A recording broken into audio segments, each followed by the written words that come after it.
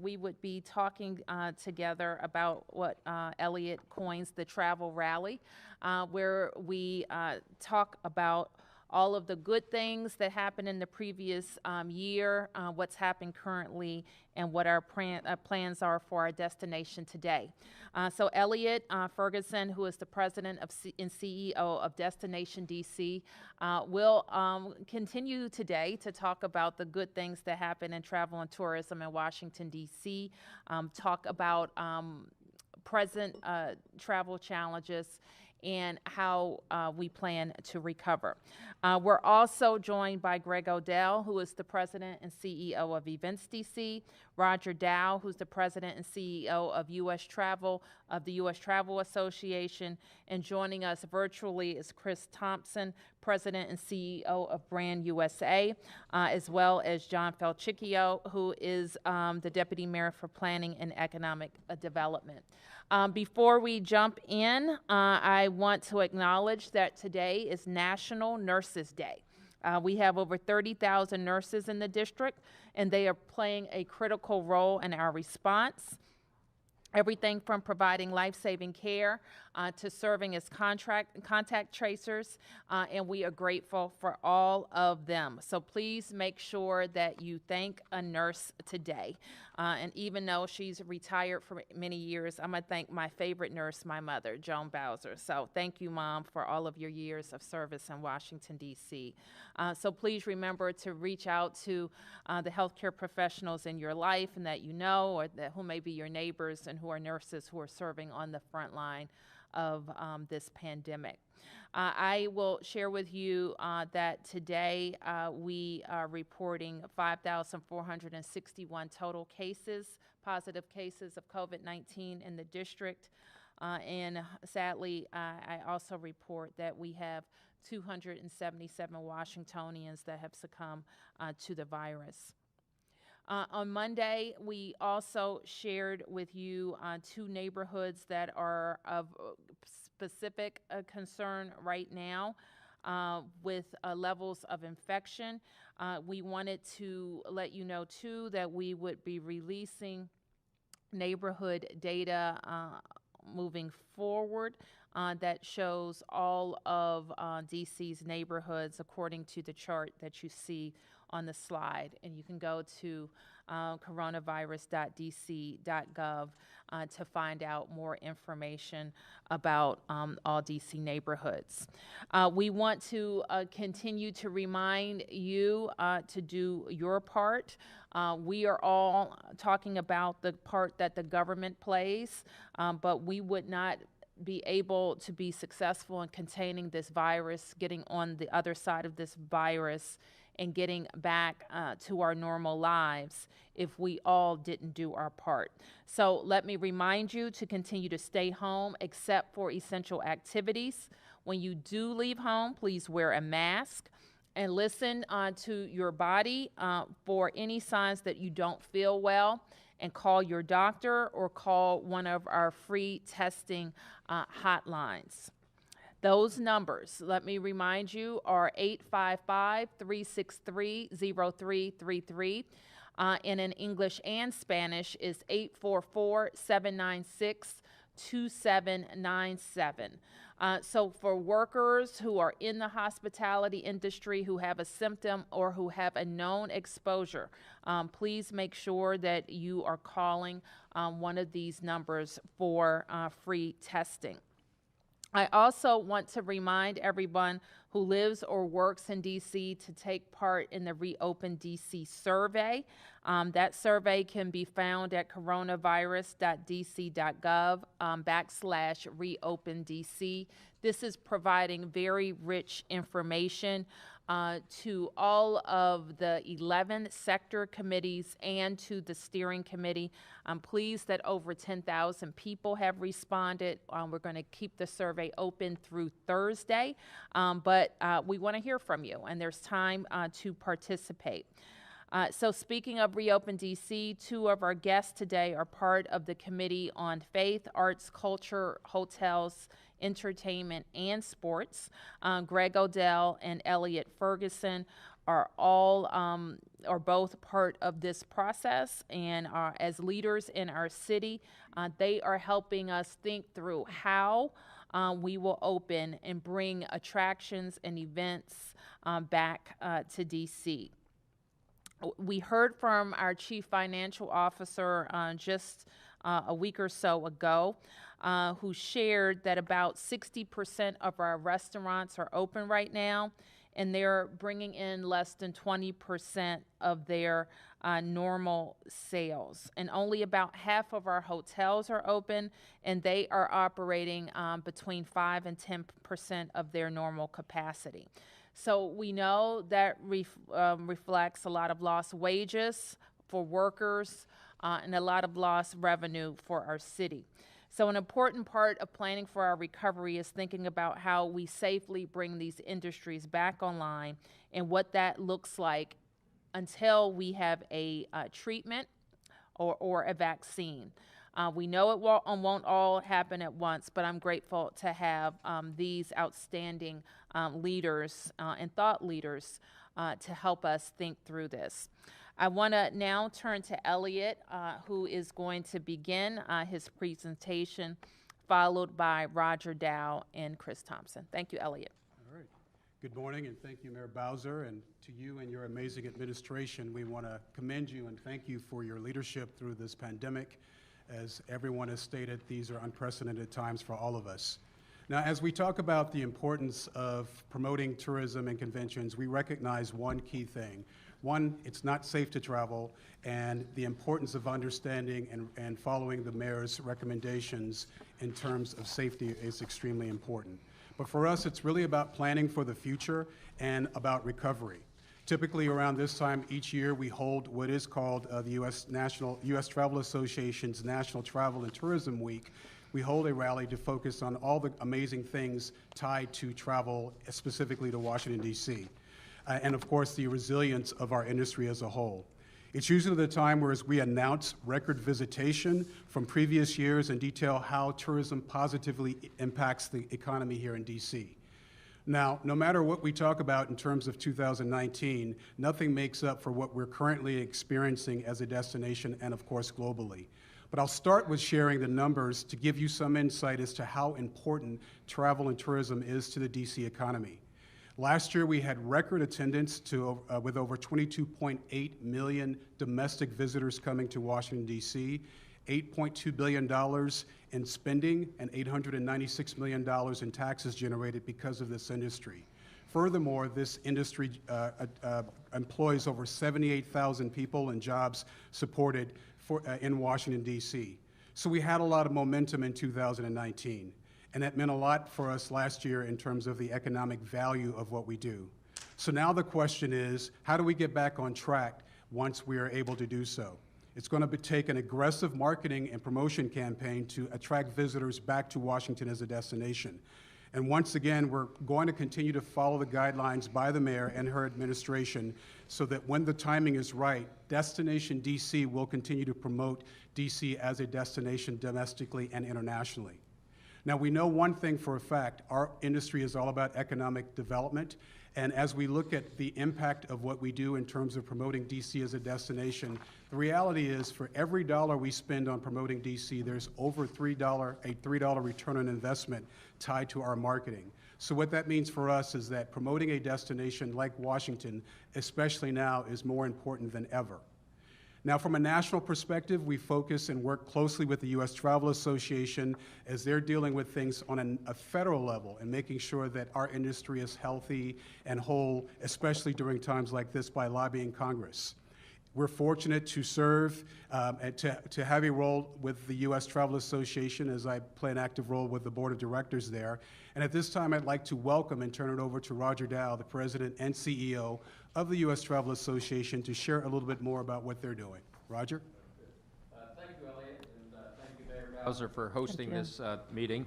First of all, I'd like to commend Elliot, who's been an outstanding voice for our industry, not only here in D.C., but on the national level, as he is the national chair of our association. So we're grateful for his leadership, especially during the most critical time that I don't think he bargained for when he first took this job.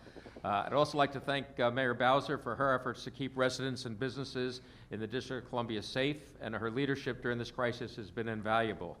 I often refer to Mayor Bowser as America's travel mayor. In 2017, when D.C. hosted 6,000 of the world's largest buyers of travel from 70 countries, Mayor Bowser went back to her days as a tour guide and personally took the media on a double-decker tour of her city.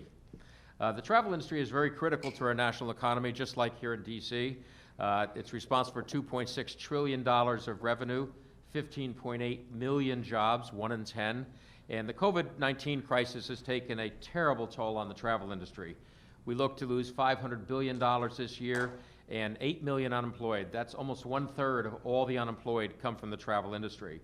That said, we're a resilient industry, and the theme for National Travel and Tourism Week is the spirit of travel. And our industry has a spirit like no other and will be back stronger than ever. When the time is right, the travel industry will have a vital role to play in fueling the economic recovery of both D.C. and communities all across America. Travel is the economic engine that powers communities around the country, cities large and small, rural and urban, and certainly right here in the nation's capital. U.S. Travel has been working with Congress and the administration to ensure the travel industry businesses like Destination DC and all others in our business play a huge role in the recovery effort. As we look beyond this crisis to the next phase, it's the health of travelers and employees that's most important, and communicating that to travelers and the industry that we're all taking appropriate steps together to protect their health and safety when they travel. U.S. Travel convened a task force of industry leaders from every travel segment: airports, airlines, rental cars, hotels, attractions, cruise ships, convention and meeting facilities, and medical professionals, and we work collaboratively to develop a core set of consistent health guidance for the travel industry businesses to implement when the time is right to reopen. We've shared this set of guidances with the White House, with the governors, and with Mayor Bowser. The path to recovery begins with putting the right health and safety practices in place that are in line with CDC's guidelines. It is also shared responsibility, so travelers do their part. Just as the mayor said, we all have to do our part, and not travel when you're sick, and follow hygiene guidelines when you travel. The public is going to see the travel industry is serious about making every step in the travel experience safe from a health experience. That's going to help get the country moving again and increase our industry's ability to restore jobs and our economic activity more quickly. In the meantime, it's more important than ever for our industry to come together, support each other, and remind America that the spirit of travel is not broken. National Travel and Tourism Week is a reminder of the strength and resiliency of our collective industry. Travel will have a powerful role to play in America's return and its growth to prosperity, and all of us in the industry are focused on a path to lead us there. The spirit of travel, I ask the partners across the industry remain strong. We look forward to showing our fellow Americans and the world the beauty, the excitement, the culture, the history, and the wonderful people of our great nation, starting right here in the nation's capital. Thank you again, Mayor Bowser, for inviting us this morning. Thank you. Thank you, Roger. So again, thank you, Roger, for your comments, and of course, it's a pleasure to serve on your board of directors. Now, as Roger talked about the importance of tourism on our economy, from our perspective, it's all about economic development. And the question right now is, what is exactly happening in Washington as we deal with this pandemic? To date, we've lost over $1.7 billion in travel spending because of this crisis, which is a 71% decline from where we should be. $78 million in taxes that normally would be generated have been lost because of this. So visitor spending is down significantly. We believe, from our perspective, and the mayor asks us all the time, what's next? And it's all tied to what we're going to be able to focus on in terms of promoting DC as a global and domestic destination. Recovery is tied to consumer confidence, and as the medical community has said, they're focusing on ways to manage this pandemic and its aftermath. 71% of American travelers surveyed said they're ready to get out there again. They miss traveling, they're tired of being at home, and they can't wait to get on the road. As a matter of fact, we were just having that conversation a few minutes ago. And that's specifically from information from destination analysts. With budgets taking a hit during this pandemic, we consider what we do in terms of marketing DC will be extremely important, as we're going to be focusing on what visitors can afford. And quite frankly, that's where DC really shines as a destination. We consider ourselves a great value simply because of the 100 free things that we have to offer to visitors coming to Washington as a destination. The 16 free Smithsonians, including the Zoo, the National Holocaust Museum, the National Gallery of Art, and of course, all the monuments, memorials, and museums that we have in our destination. The fact that the Eisenhower Memorial will be opening in September of this year will resonate, and we'll be able to focus on that with our efforts to bring individuals to the city. And of course, at the right time, we'll continue to focus on theater, festivals, sporting events, concerts, nightlife, and of course, major conventions coming to the city. These value messages are extremely important, and it will resonate as hotels will be offering deals to bring individuals back to the city. Now, as consumers begin to travel again, we'll be targeting different audiences regionally and from a drive-in perspective. We recognize the fact that 50 million people live within a 250-mile radius of Washington, and you bet we'll be focusing on that audience as we look at individuals coming to the city. But from our perspective, the landscape is extremely competitive, as we'll be promoting DC against a lot of amazing destinations in the U.S., and our goal is to bring more of these visitors to our backyard. Now, from an international perspective, the numbers in terms of international visitation are not out yet, and we'll have them fairly soon. But from our perspective, the international market is extremely important to us. They stay longer, they spend more, and we want that international market to return. But we know it's going to be a while before that happens. And we work really closely with the Airports Authority simply because of the long-term nonstop flights internationally to Washington, D.C., and of course those domestic flights. So our marketing will be tied in with their efforts in terms of visitation coming back to our destination. However, overall domestic market, the domestic market is going to rebound first, and we'll continue to focus on those efforts. But clearly, as we look at our future, the international market is extremely important, and our relationship with Brand USA plays a huge role in terms of our opportunity to bring that market back to Washington. Chris Thompson is the president and CEO of Brand USA, and he does what we do from an international perspective for the entire U.S. But Brand USA is headquartered in Washington, D.C., and I've asked Chris to join us, thanks to the mayor, to share a little bit more as to what they're doing from an international perspective to bring that market share back to the U.S. So, Chris? So good morning, and thank you, Elliot, and thank you for the opportunity to join you and Greg and Roger and the mayor for recognition of National Travel and Tourism Week. Also, thank you, Mayor Bowser, for the opportunity for us to highlight the important role travel will play in the recoveries of our local economies, our state economies, and certainly our national economy. But let me pause and say that only when it is safe to do so, people will travel again. Only when it's safe to do so, and certainly there's a lot that goes into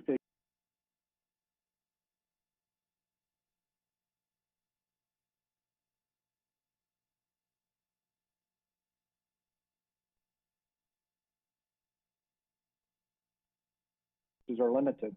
So we're trying to do everything we can to help our partners like Destination DC navigate while we're in the middle of the pandemic and certainly as we move beyond it. And second, we're working hard in a respectful and appropriate way to keep the USA top of mind among our international visitors. We basically have three tenets that we're following as it relates to those efforts. The first is that we're providing guidance, information, and insight to our partners like Destination DC. First and foremost, through international consumer sentiment research that we're doing on a monthly basis, where we're gauging the pulse of our international friends and visitors all over the world, talking about first their ability to travel, and then hopefully keeping the USA top of mind as far as their destinations of choice when they can travel. And then second, we have a massive global footprint with boots on the ground around the world, and certainly the relationships we have with our travel trade and our travel media allow us to also provide great insights that guide our strategies and guide those of our partners as we share that. The second thing we're doing, and we're doing it in a respectful way, is to try to deliver some form of hope and optimism. Certainly we're in the middle of this pandemic, and that's the highest priority. So we've paused our paid media in our in-market activations. Nobody really wants to be promoted to at the moment. And we're really focusing on a stay at home and stay inspired campaign. We're posting organically to our 7 million hand raisers around the world who follow us on our Go USA TV channel and our social channels. And as they're sheltering within and otherwise self-siloing, they're looking for ways to be inspired, to be distracted, and otherwise entertained while they're doing what they should do and stay home. So these social channels and this television station that we have are appropriate ways for them to be able to stay inspired and remind themselves why the USA is a destination that they want to eventually travel back to. And then the third and final tenet is, while this is all going on, while we're navigating the pandemic, we're building smart marketing tools, strategic, measurable, accountable, relevant, and time-bound, so that at the first indication of recovery, and let me pause and say, and only when it's appropriate and safe to do so, we're going to have a coordinated campaign that will help prime the pump and hopefully reach out to our friends and our visitors from around the world to encourage their active consideration of the USA as a destination, and certainly their bookings to destinations like DC. Again, we know that our local DMOs like Destination DC are going to be challenged through resources. Their highest priority, as Elliot said, is that local and regional market that's literally right on the back door that is a huge opportunity to bring people back right away. What we're going to do, and hopefully we're going to be in a great position to provide the muscle and the prime the pump to be able to reach out to our international audiences and bring people back.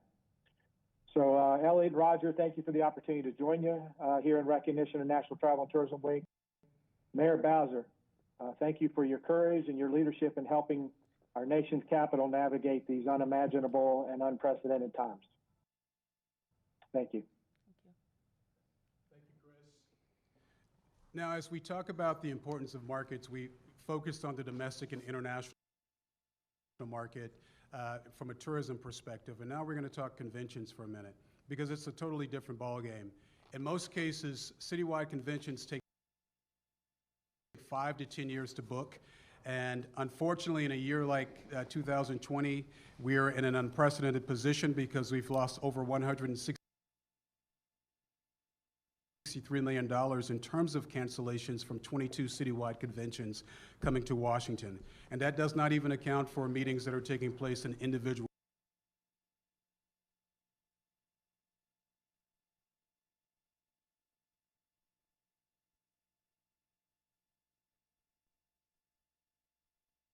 a nearly $15 million economic impact, and the most important thing is that it's booked over the 4th of July, which we don't book conventions over major holidays. So this is a huge booking for the city, and this was just recently done during this pandemic. Yes. And this is a sign from our perspective that there is a rebound and there's an opportunity for us, and our organization is going to secure that opportunity with future business, as well as rebookings from those that perhaps have canceled because of this pandemic. We work closely with a lot of allies, but our strongest ally is Events DC, and as the mayor referenced, Greg Odell, President and CEO of Events DC, is here with us as we work closely in a variety of avenues, especially with the mayor's efforts with Reopen DC. So the importance of what Events DC does and the impact, the economic impact they have on our community is significant, and I commend Greg his team for some of the financial opportunities they've done recently, including additional marketing dollars for our organization to promote DC post this pandemic. So I'd like to turn it over to Greg Odell now. Well, good morning, and thank you, Elliot, for the introduction. Mayor, thank you for having me here. On behalf of our board of directors and our staff, it's an honor here to be with the mayor and her administration as they lead us through these unprecedented times. I think Elliot, Roger, and Chris laid out quite well what our recovery plans will be at the appropriate time. But I probably want to focus my comments on frankly, what we have been doing and what's in front of us today.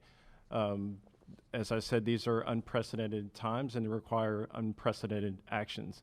And so through our mayor's leadership and certainly as we take direction, our board has been firmly committed to first focusing on mitigation. And so we know that the first and highest priority is public health. And so we've been honored to be part of that response. And many of you certainly are aware that the convention center is being converted to a temporary hospital alternative care facility. That construction has been going on now probably for the better part of 3, almost 4 weeks. The operation should be fully ready on May 12th. I know the mayor plans to preview that operation on May 11th. We're thankful for, again, the mayor's leadership, her entire administration. It's been seamless in terms of the interaction and coordination with our team, and we have been happy to do so. Also working with the Army Corps of Engineers and all the other corresponding agencies as well. The second focus for us has really been on relief, and so we recognize this is a time when many of our industry partners are suffering severely. We work quite closely not only with Elliot's team at Destination DC, but also with the Hotel Association and the Restaurant Association. We fully recognize for what we do as the Convention and Sports Authority, we rely heavily on the support of our partners, both the hotel industry as well as the restaurant industry. And so the board took the unprecedented move of approving on April 9th a hospitality relief package that included $5 million in funding for the hotel industry, $5 million in funding for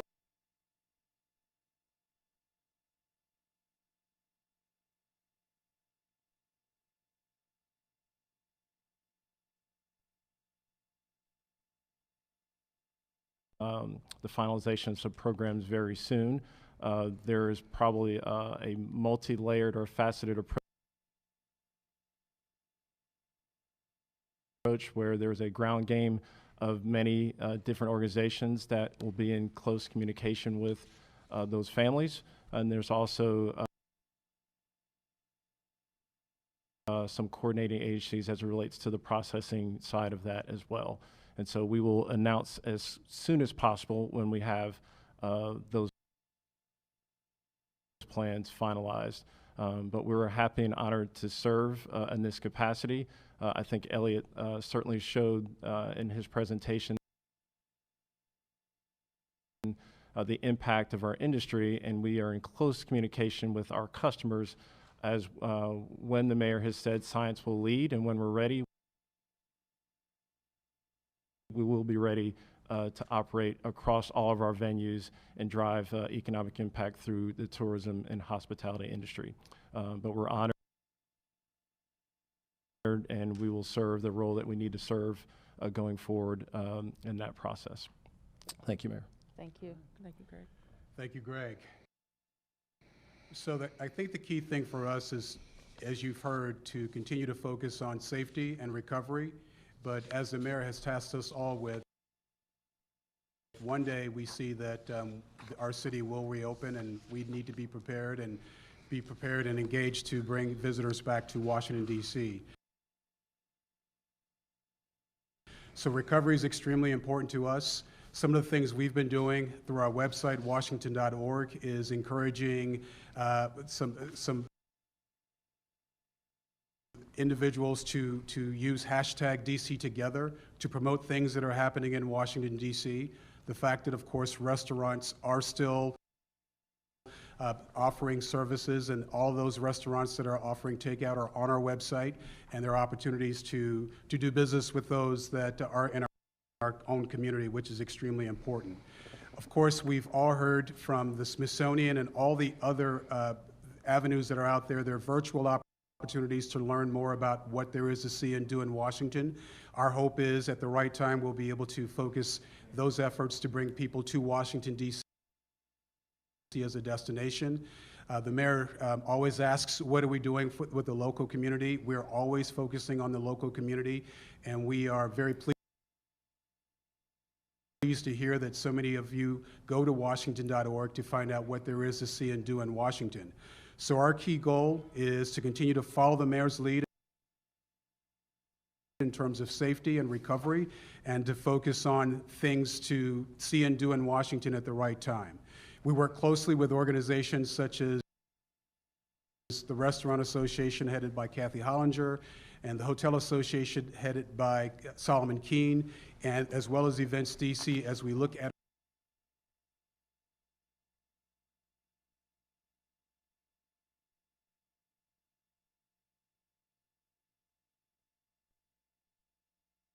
We are looking at several things before we enter phase one of reopening. That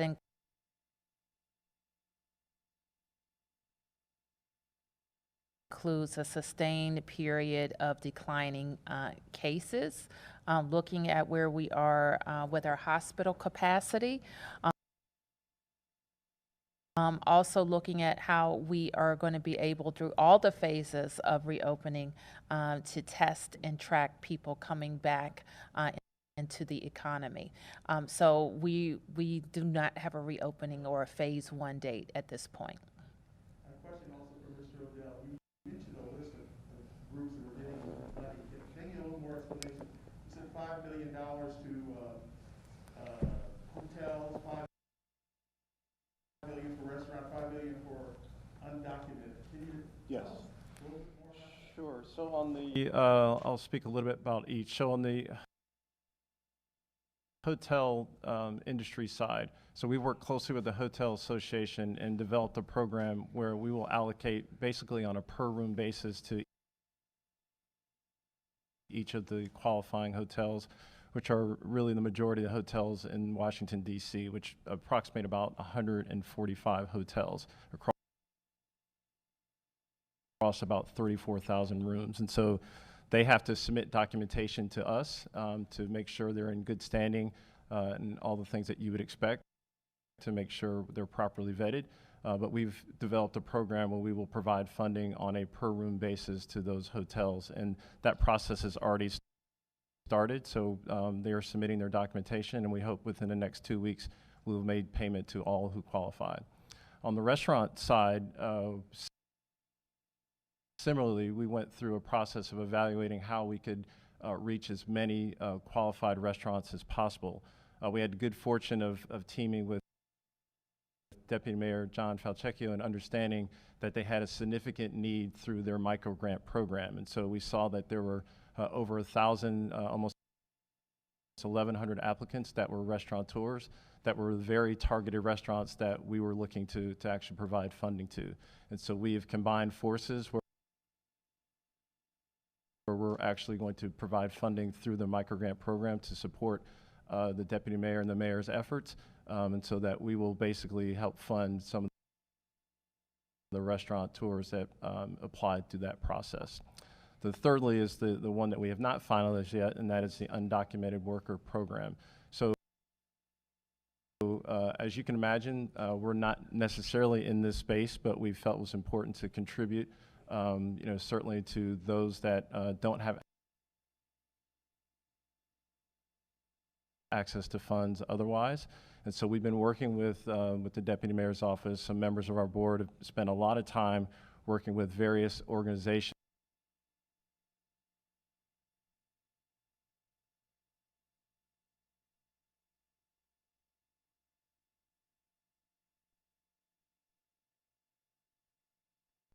Everything is specific to DC, I yes. appreciate that very much. Mayor Bowser, if I could ask you, Virginia Governor Northam has said that they're going to start reopening restaurants and whatnot in Virginia. Ocean City Boardwalk, while the weather may not be awesome, will open this weekend. What are your concerns about district residents who are still in a stay-at-home order going down to their beach houses over the weekend, going over to Virginia so they can sit in a restaurant, and then coming back into the city? And did you convey any of these concerns to the governors of Maryland or Virginia? Oh, well, let me say, DC residents and DC government employees are under a stay-at-home order, and they should only be going out for essential work, exercise, food, medicine, and supplies. That stay-at-home order has not changed. What we know is that when the economies, whether they're around us or around the nation, start opening up, that more people will get infected. We know that. And we've seen that with all the model changes, as we start reopening, come out of social distancing, more people will get infected. So DC residents who are participating in non-essential activities, no matter the jurisdiction, put DC, their households, their neighbors, people they're on public transportation with, at risk. And that's why we continue to be in the stay-at-home posture, and that's why we continue to watch our cases very, very closely. Does it concern you, and have you talked to either of the governors that they are somewhat out of sync with what's happening here? Well, I don't know exactly where they're going to land in Virginia. I don't think the state of Maryland's posture has changed, but I don't know where they're going to land. I think that the governor said he would be making some decisions by May 15th in Virginia. Any thoughts on last night? We saw, not just in DC, but around the region, crowds at Mexican restaurants for Cinco de Mayo, not social distancing at all. Any thoughts on that? And were there any incidents in DC that police or inspectors responded to, took any action last night? I don't know about actions. I haven't gotten that report yet, but DC police responded to at least a couple of locations that I'm aware of. I think people want to celebrate Cinco de Mayo. I celebrated Cinco de Mayo at home. And I think what we saw is some restaurants really who switched their model from dining in to carrying out. They just weren't prepared for it. So we help move people along. Mayor Bowser. Yep. I have a question for Mayor Bowser and Mr. Ferguson. Yes, James. Mayor Bowser, just want to clarify something. Recon is not going to take place this year. The International Council of Shopping Centers. It was canceled, I believe, right, John? I think they canceled it in April. Yes. That would have been next week. Right. Okay. And Mr. Ferguson, Or the week after. One of the things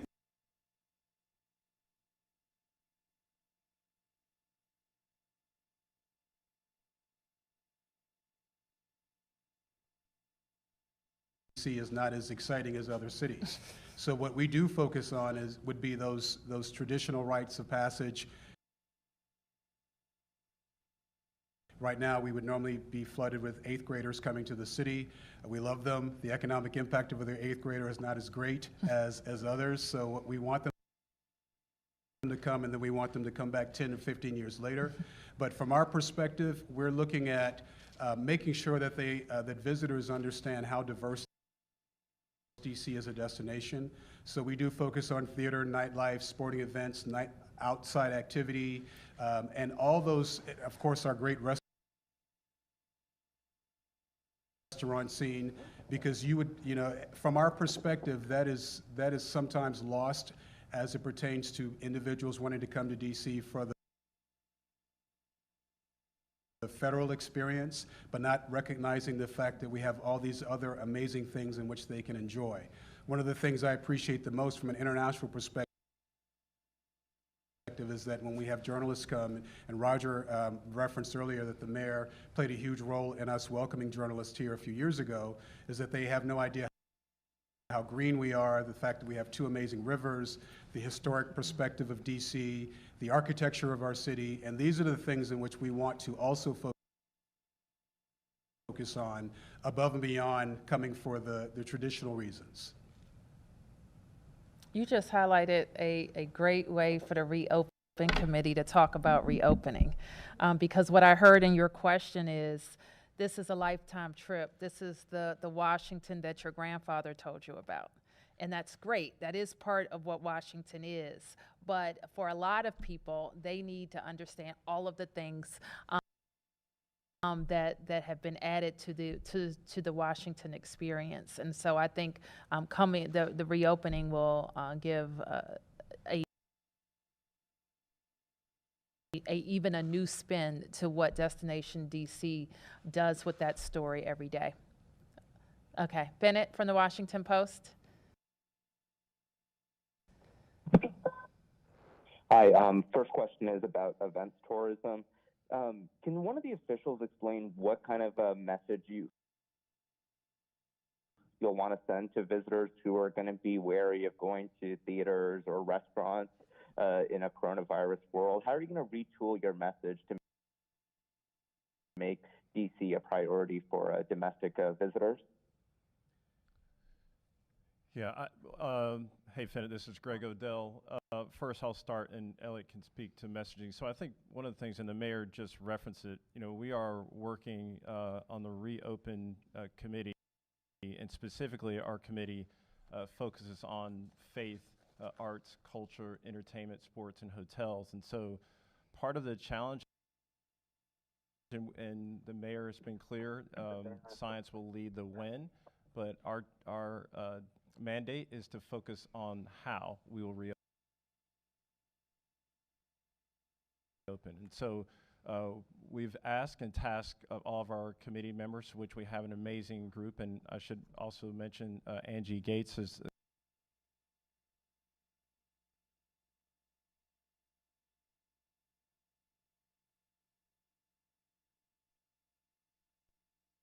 listen to what Dr. Nesbitt has been saying locally, listen to what Dr. Fauci is referencing. I'll say that there are two concerns that I have. One, the messaging has to be consistent so that as U.S. Travel Association is focusing on recovery and listening to what the Hotel Association, the National Hotel Association is focusing on, that we're looking at guidelines that are really clear and not confusing to visitors coming to the city. So we'll use our website, washington.org. Of course, we'll team with our city in terms of data that they have to make sure that visitors know exactly what to do and expect when they're coming to the city. As was referenced by Greg, Reopen DC is giving recommendations to the mayor in terms of things that make sense in the various sectors in which we focus on as a destination. So we're going to rely on them to give us the specifics that we can put on our website in terms of safety, coming to the city, and expectations, and then we'll focus on things in which they can see and do and make sure that they're aware of what is expected at whatever that venue is, be it a sporting event or a concert or a major event that's happening in the city when the time is right for that. Thank you. All right, thank you. And then Mayor Bowser, I know we've discussed Virginia's announcement. A lot of residents have been hearing the message from you, Northam, and Hogan is that there's going to be some consistency across the Washington region for reopening. So what do you say to the residents who see, oh, well, Virginia looks like it's about to take steps? Is D.C. in coordination with Virginia to also start opening up later in May? I think I've answered that question. I'm not sure how your question is different.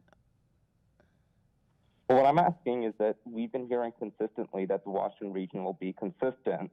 You've told us that DC doesn't have a specific date for reopening, but we're hearing that in Virginia they are looking at a specific date. So are you still working coordination with the governors of Maryland and Virginia, or are all of you doing your own thing at this point? Well, Fennett, I'm the mayor of Washington, D.C., and I am going to do what's best for our jurisdiction, including letting the governors that surround us know what the data say in Washington. Now, what we see in all of the jurisdictions, D.C., Maryland, and Virginia, are growing case counts and continued community transmission.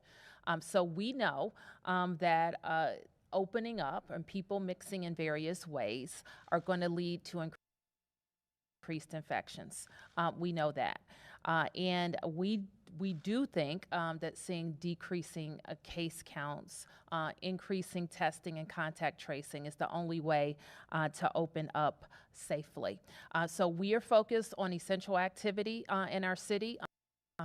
That's what we will continue to tell our residents and DC government employees, no matter what jurisdiction they're in, that staying at home is the only way that we're going to be able to safely open up. David from USA Today.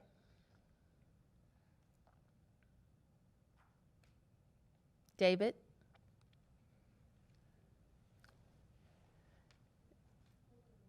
Okay. No, David from USA Today. We'll try to come back to you. Martin from WAMU. Martin? Hey, Mayor Bowser, it's Martin Osimo it's Martin from WAMU here. So you guys released data today down at the neighborhood level, much more granular than you've been releasing in the past. Obviously, a lot of people might be looking at this now and jumping to conclusions about what it says about their neighborhood and should they be concerned. Well, first off, can you just address if there's any kind of reason or why you think there's a certain spike in cases in places like Columbia Heights and 16th Street Heights? And then the second question being, what's the message to residents who might live in these neighborhoods that have higher case counts? Should they be nervous? Should they do anything different? Or is it just, or should they not draw conclusions? Well, I don't know that we can say anything definitively, and I don't know if I would call it a spike. I think those cases may have been trending higher throughout the response, but I would have to have Dr. Nesbitt address that. What we're focused on right now, Martin, is commercial activity as well as types of jobs in housing types as possible factors and why we see more cases. Our focus right now is reminding people to listen to their bodies and any symptoms and to get tested. What's critical here, and it's critical throughout the city, is if someone is positive that we are able to isolate them. So they need to know if they're positive, and if they can't safely isolate in their home, then they need to reach out to us so that we can attempt to help them isolate. That way, we won't see the cases expanding in households. And certainly, we don't need people, if they even think that they could be sick, traveling to an essential job, using public transportation, any of those things. So that's what we're drilling down on right now.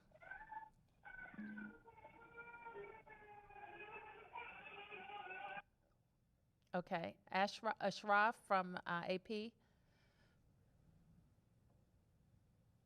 Yes, thank you very much, Mayor Bowser. I have a question about the bits of the federal government appear to be reopening or warming up to a reopening in fits and starts. The Senate, of course, is functioning, has resumed functioning. The IRS is talking about bringing employees back in limited numbers into their offices. It seems to be going agency by agency. So I'm wondering how much coordination your administration has with OPM on this issue. I mean, these are residents; they're taking public transport into into work if they're called back into work. What can you talk a little bit about the level of coordination that's involved in something like that? Sure. We, of course, have been in contact with OPM. We have been in contact with OPM on a regional level where we have encouraged them to maintain as much telework as possible. You will recognize that government work is essential work and it is excluded from the stay-at-home order. However, if you look at our own government, DC government, we have about 40% of DC government workers reporting to a workplace, including some of the fine people that are supporting this press conference. But 60% of the people are working at home. We think that is a greater number of federal workers are working at home. Actually, a greater percent of federal workers are working at home, and we can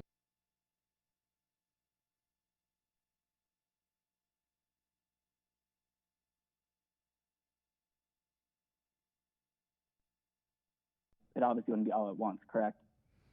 I'm sorry, can you repeat your question? Is your question, are the Smithsonian's going to reopen? My question is regarding if, like, once the Smithsonian's are ready to say open, if they would open with, would guests have to make reservations? Would there be socially distanced type of restriction? Sure. I can't speak for the Smithsonian just yet, but I know that Greg's committee certainly will be in touch with them about what their plans are and make recommendations around socially distancing. Now, the Smithsonian is not one place, right? I'm about to give your spiel. The Smithsonian is 17 places, right? Technically, yes. Technically, yes. Including one that I want to be one of the first places that I go back to, and that's the National Zoo. So there may be even different recommendations for different parts of the Smithsonian. A lot of our monuments and memorials, obviously they're open, but I would expect that there may be some strategies put in place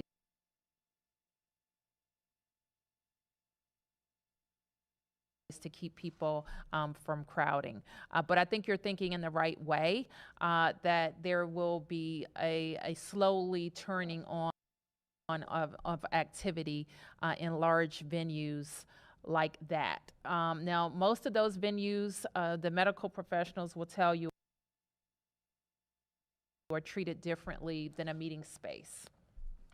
They put them more in a category of a shopping, of almost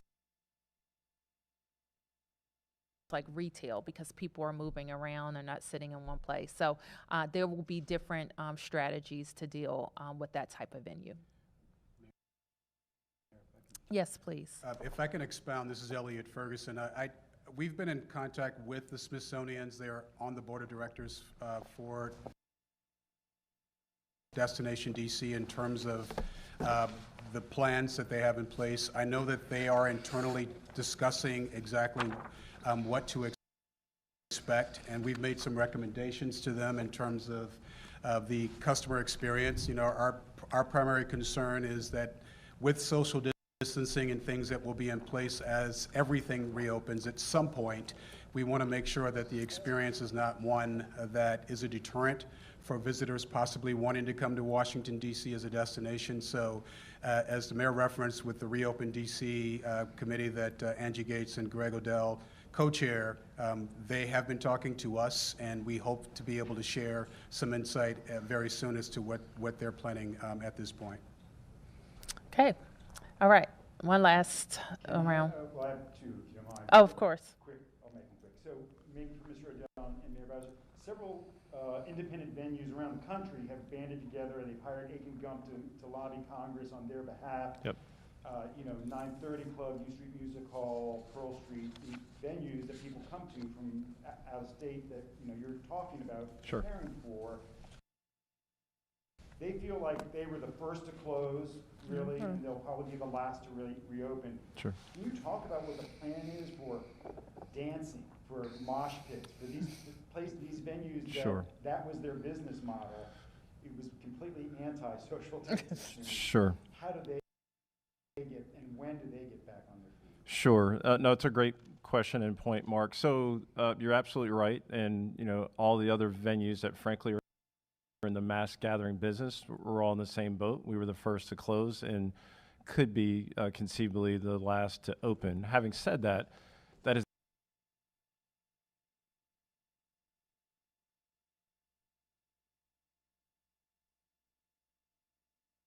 necessarily mitigate those factors. Mayor Bowser, if I could just follow up with you quickly on your mask this morning, an RBG mask. I'm assuming you wore that because of her being in the hospital. I'm just wondering if you have any words to anybody. I did. I got a very nice, a DC resident sent me some masks that have a lot of different designs, and one of them was for Madam Justice. We understand that she's under the weather, but working today from her hospital bed. So we want to wish her a very speedy recovery. Yes. I want to follow up sort of on what Mark was talking about. In the fall, you have two large events that occur here in D.C. That's the Congressional Black Caucus Legislative Foundation meeting. And of course, and he was here last week, Howard University's homecoming. Have you gotten any sense from either of those institutions about what they're going to do in the fall? Yes. So actually more than two. So we have a pretty extensive schedule or in terms of our fall lineup of conventions alone. And we're focused obviously talking about conventions, but this includes our sporting events and the other. But on those specific ones, we've been in constant communication with those customers. First and foremost, we have not canceled those events that are in the fall, but we're discussing with them, obviously, any plans for if we either have to cancel or how they may restructure their events. And so I don't want to get ahead of them because they are still working closely internally to also figure out how they reconfigure. But I will say, broadly speaking, that is the case for the majority of our customers, and we are in close communication with all of them on a regular basis. We had to do this as we looked at our spring lineup and then the summer lineup, and some of them obviously have been canceled in the spring and summer, but for the fall, we have not canceled a lot of those events, or they have not decided to cancel, and we're looking at, one, if it's feasible, but again, we'll be led by the science as to whether we can have those meetings, and if we do, what they will look like. Okay. All right. Yes, sir. Just quickly, Mr. O'Dell, one thing you did say that just got me, you said we're not going to return to normal operations. We may never see normal operations again. What do you mean by that? Sure. So I think, too often we all focus on the impact as opposed to what can be the possibilities. And so, yes, we're going to have mass events again, so please don't mischaracterize me or thinking that we won't return to having huge conventions. But it also will allow us to think differently about how we adapt to these situations and still have some continuous operations. And so, as an example, Elliot made reference that there is the digital event experience that we've all seen. And ironically, many people thought that would be a threat to the face-to-face meetings, as an example. Well, anecdotally, we've seen, and actually some studies have shown that once you've had a digital event or experience, particularly as part of your live event, it's actually increased the attendance in the prior year because people then wanted more content. And so I think this is an opportunity for us to think about how we address all the event activities and programs that will change dramatically, that may still have some existing elements or programs that we spoke of, but we should challenge ourselves and think about how we can actually do our events differently. And we're doing that for our venues, and we know our customers will also do that for their own experiences. All right. Thank you, everybody. Thank you.